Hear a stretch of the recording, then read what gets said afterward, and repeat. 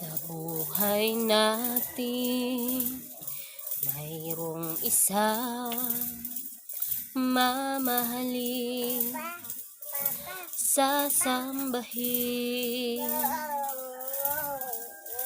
Sa buhay natin, mayroong isang bukod tangi sa lahat, at iibigin ng tapat.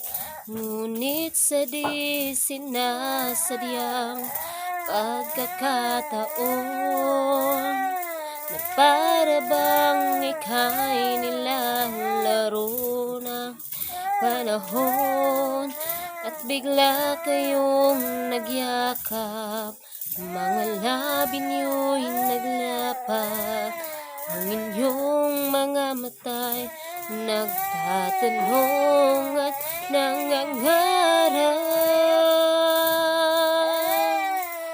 Bakit ba hindi ka nakilala nang ako'y malaya pa, at hindi ngayon ang puso ko'y may kapiling na?